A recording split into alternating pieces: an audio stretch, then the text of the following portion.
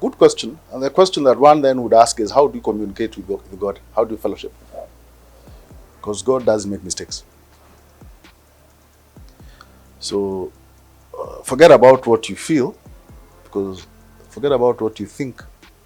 It's what you believe is the talent that God has placed in your heart.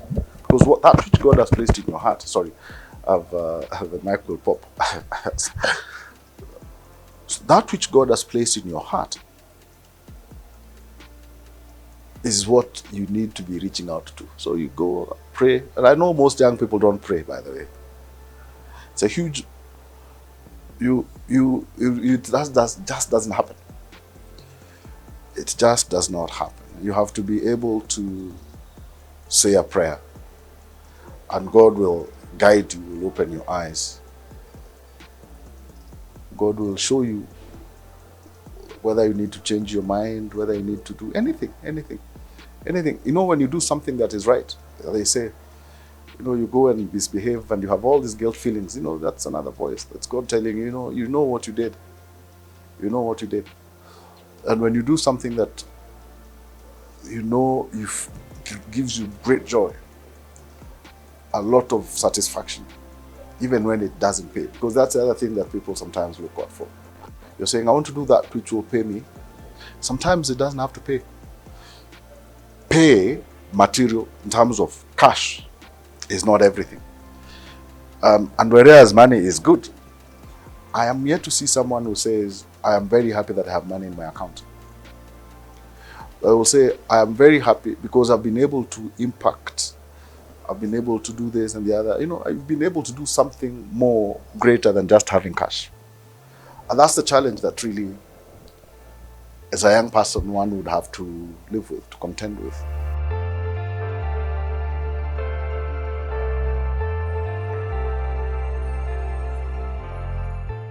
I don't know about fear very well. I lost my father as a young boy. I was only 12 when my father died.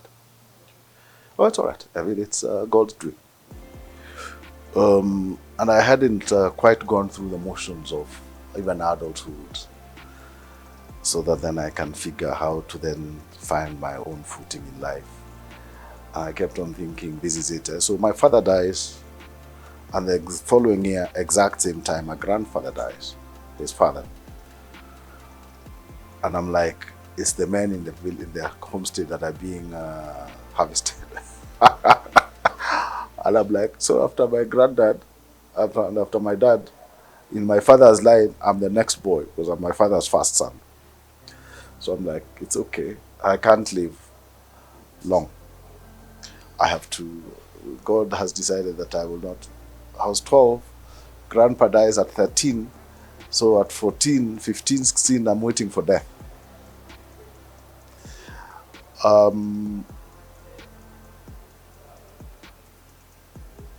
But I know that it's never really what it is that we think, and it's we get very anxious in life, and it's our anxieties that really get the better of us, and that's really what then you're discussing as the fears. It's the fear of the unknown, and you want to know that that your tomorrow is covered. And later in life, I think I was still a teenager, maybe in my early 20s, and I'm having this encounter with Christ.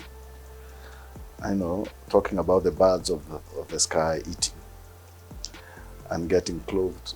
And so how more precious are you if the birds of heaven. And then later reading the story of God's provision to the children of Israel. I'd read it as a kid, but I don't think I quite appreciated the significance. When God was providing manna to the Israelites, it was for a day, not for two. And for those that kept, it got worms, right? And so I started training my mind to start appreciating that on this earth, first of all, you're not a mistake. That you're walking the face of the earth at this point in time. That you were born to the person and the family that you're born into. However broken or successful or however it is, was not a mistake in God's plan. And therefore to then say that even your own circumstances are circumstances that God in heaven is aware of. And as these circumstances are circumstances that then, you should never define or, push you to see things in a particular manner, influence you as it were. And therefore, although there was a time I used to feel like this is it, I came to the realization, if the birds of the sky do not have to struggle, why do you have to? And I know in most instances people are saying, what do I need to do? So then I don't have to be the one to struggle. Let me say this, that you do not have to worry about money if you are good at what you do, because money will follow. And I know that's a cliche, but the thing as a young man that you want to focus on is to develop, create, build a reputation, a name. You have to be known for something, so that when later in life people are asking for somebody who can do this, whatever this is, your name will be amongst the first names that will come up. I know sometimes, people may say, it's whatever it is, but let me just give a story about my life in this particular instance. So, I have left KTN, and I've left KTN very distraught, because I protected KTN brand with my own, everything that I had. But I'm one of those few people who did not want to go and compete, because I would have competed with myself. I mean, the sound, the look, the feel, for many years, that was KTN, had my signature. People would offer me employment elsewhere. And I remember at one time, another station telling me, name your price, name your station, and all the benefits you want, we shall grant them to you anywhere on this continent. Thrice I was dined by the chair of this organization, and thrice I declined. I know. Thrice I declined, because I was like, it's not what it is. Because you're throwing money at me and all these good things, and it's fine for me, but I will be looking at KTN, and if I am competing with KTN, I mean, I really didn't want to. And I actually didn't do TV for 2 years. Was it 2 years? 06? Well, 1.5 years, I think. 1.5 years. I didn't do TV. And even when I finally did TV, it was only because Washira, who is my good friend, the CEO of Royal Media, at the time of taking his contract, he had asked me to join him at Royal Media, which I refused. But I told him I can be your advisor. And I was his advisor for the relaunch of Citizen. And I assisted in taking Citizen back to the market. That, so we as his advisor. And we left. And I left to pursue what I then wanted to pursue in life, which I thought was my calling, was the convergence between media and social change, which is a space that I play in. And I've done it for a while. And I wanted media, not just TV, but radio, print, media in its totality. So I start from the top to the, whatever it is, to implementation. And when COVID struck, I've just finished one assignment. I was just in the process of finalizing another, and then COVID happens. And my work entailed travel and supporting people all over the place, so now I can't travel anymore. So COVID happens, and I get a call from the Minister for Health, who tells me, we've never met, I don't know the guy, Mutahi, I don't know Mutahi. Calls me, says, hello, is that Mburugu? I say, yeah. Yes, sir. This is Mutahi. Mutahi who? Mutahi Kagwe. Yes, sir. I was driving, I remember, like it was yesterday. He says, can you see me tomorrow? I say, can we discuss on phone or? No. I want you to come see me tomorrow. It's the Minister for Health calling me at the time. So I go to see them. I go to see the man. And he tells me, I have a challenge and I have been told that you will deal with it. So I ask, okay, what's your problem, sir? So he gives me the challenge. So I say, okay, I think that's something that we can deal with. But we can't pay you. I say, it's okay. It's for what it's worth. I say, but I'm sure it will not be for free. At least you can pay my services. The government will take care of you. Only that we don't think we can take care of you in the same way that we can take care. You could be taken care of by your other clients. So it's fine. It's okay. It's the most work I have done, most intense work I did since I left broadcasting, with the least pay. Yeah. But very fulfilling and very satisfying. But what's really the point I'm trying to make? The point I'm trying to make is that when you are known for something, opportunities will come your way. So really what you have to work towards is not how much money you earn from that assignment, as much as what will be the reputation that I'll leave behind. So when I left Ministry of Health, which I did, by God's grace, I pray, if one were to go to the Ministry of Health and ask, did this guy walk through these doors? And what legacy did he leave? It will be a good legacy. But that's really what I would wish for. So that then, when I get my next assignment, I will not have to negotiate a fee, which I have not done for a long time.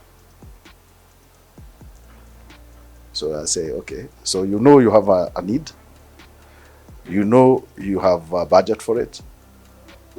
What do you think I'm worth? And that's been really what it has been. So I don't quite remember when we sat to say, you have to pay me this much. But it's that we'll put you on the maximum that is available. And this is what is available, whether it's the UN or international agency or NGOs or whatever it is. It's the way it has been. And many times, we do it, and so it's got nothing really to do with.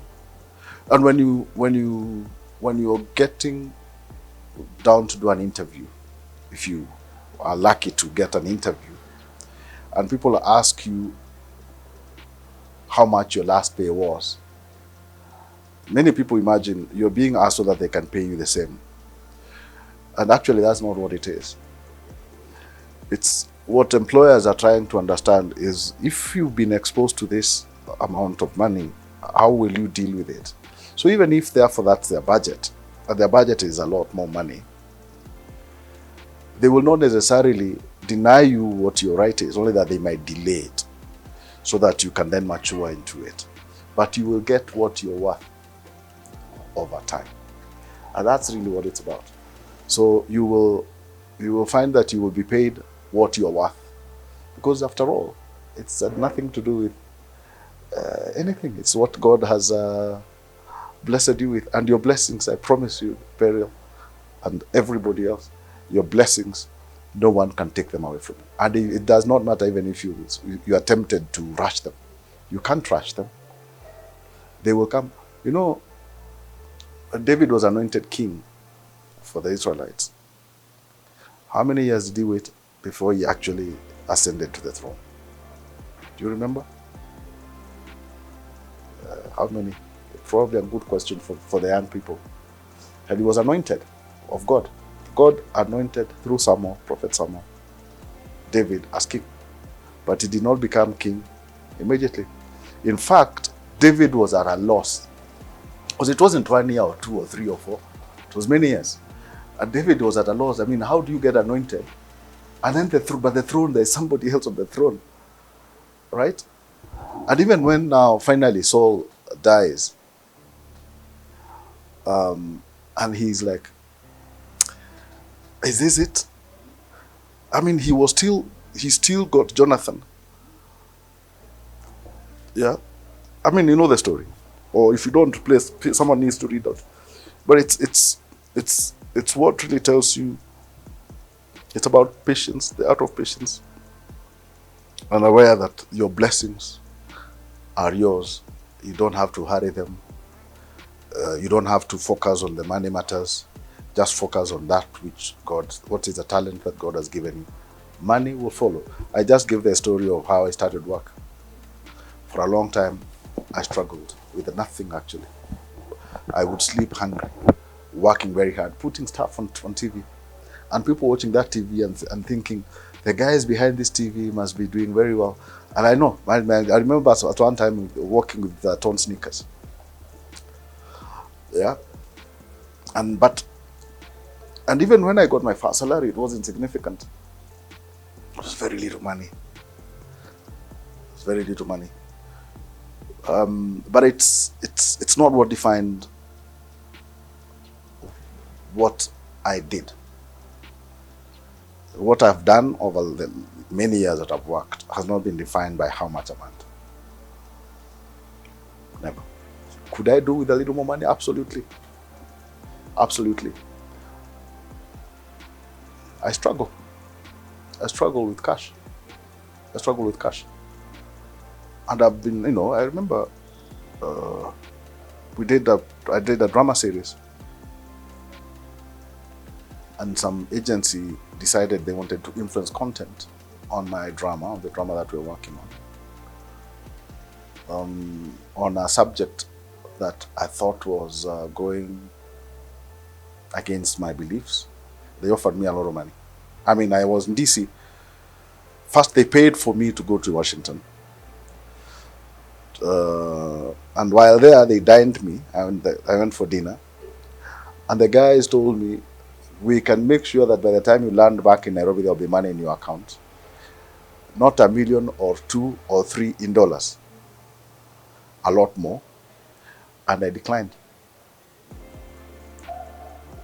And I landed, and the guys were like, okay, so you declined that subject because it's controversial, we understand.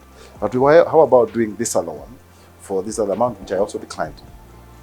Because again, it wasn't as controversial, but in my view, would not still have agreed with what I was seeking to achieve.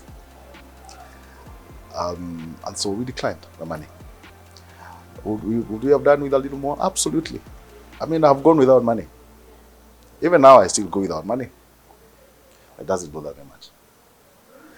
Because when I need it, I know God will provide. It's a belief. It's a belief that I live by. When I need it, I will get it. God will make a way if He thinks it's necessary in my life.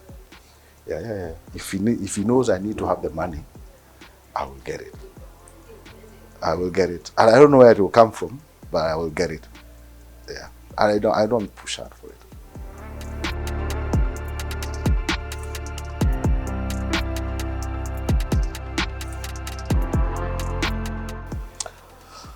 I mean, the thing is, first to appreciate that it is not so much anything you'll ever do. Ever. Or anything that you'll ever have that will make a difference in your life. It's to appreciate that and to be aware that it is all addicted, it is all guided by God Almighty. And to constantly and always remember that it is in appreciating Him that you are able to then open even greater blessings in life. And that ought to be a way of life for all of us, I think. And we never know why. We will never know.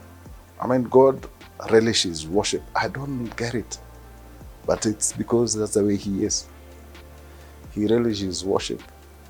He's a jealous God after all. So there can't be no competition with Him. None. None. And it's in appreciating that you cannot do anything that competes with God. Even now, if I have to say anything that we've ever achieved, I try to train myself constantly to always remember to give thanks to God. Because it's got nothing to do with anything that you know, because you don't know nothing. It's got nothing to do with your skills, because your skills are a gift from God. Even when you think you are the most intelligent person that ever walked the face of the earth, you are just deluding yourself. Nothing happens other than by the grace of God. And it's in that appreciation that then you are able to realize that, you know what, giving thanks becomes a natural way of living. When you take it away from Him, when you take it away from God, you know what, He has a way of punishing you. And for me, it's something that I've always believed to be true. And there are many examples that one again could cite, even in the Bible, where you can say, when you compete with God, you get punished. Yeah.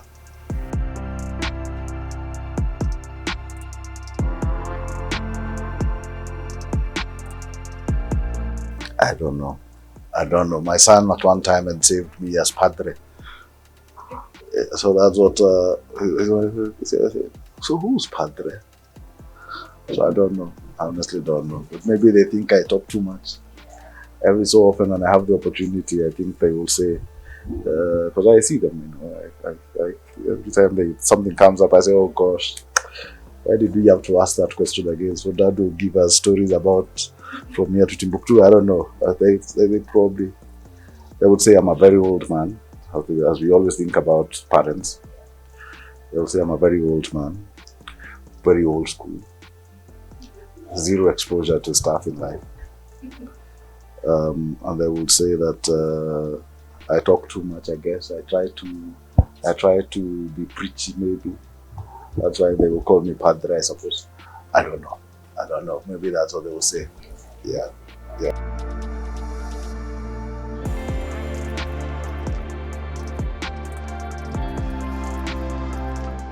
Drive around, and then you'll ask if you don't have a car. the drive around. I actually enjoy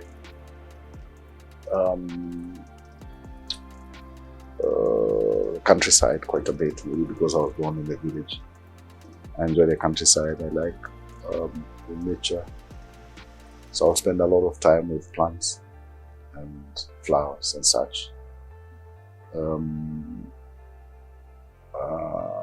So a lot of time in nature. It gives me such a kick to just hug a tree. So yes, it's just so amazing stuff. Or just touch plants, and it's just amazing stuff. Yeah.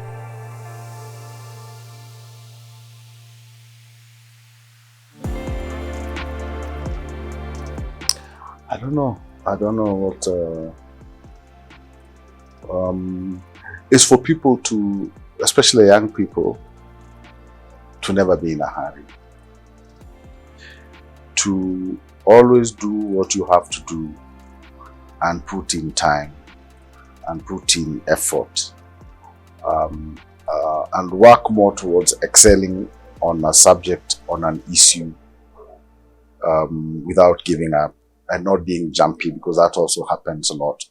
So you start this today, tomorrow you're here, the other day you're there. Then you don't have time to build a name for yourself. So it helps for people to be patient with what they have to do and work hard at it, whatever time it takes. That helps. That's one. Number two is to find time to fellowship with God. Yes, fellowship with oneself, fellowship with friends, but also find time to fellowship with God. And you can be doing so well, extremely well, but you could be doing so well, and then if you're not in fellowship with God, you lose it all. For me, the story of Solomon, and I've given the example of Solomon before. Solomon died a young man. How old was Solomon when he died? Do you know? How old? Oh, no, he became king at 20. How old was Solomon, Mr. Cameraman? I don't know when he died. Suleiman is Quranic as he is biblical. He was only 60.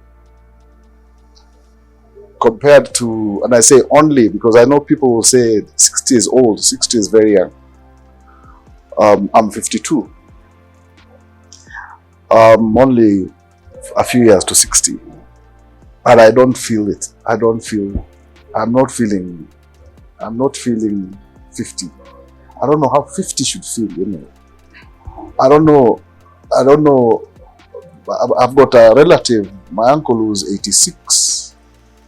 When we have this chat with him, he asks me, I actually don't feel 86. Already, I don't even know what I should be feeling. So he will play golf, he will play whatever it is. David, in contrast, died at 84. And between the two, David was the one who was after his father's, after God's own heart, right?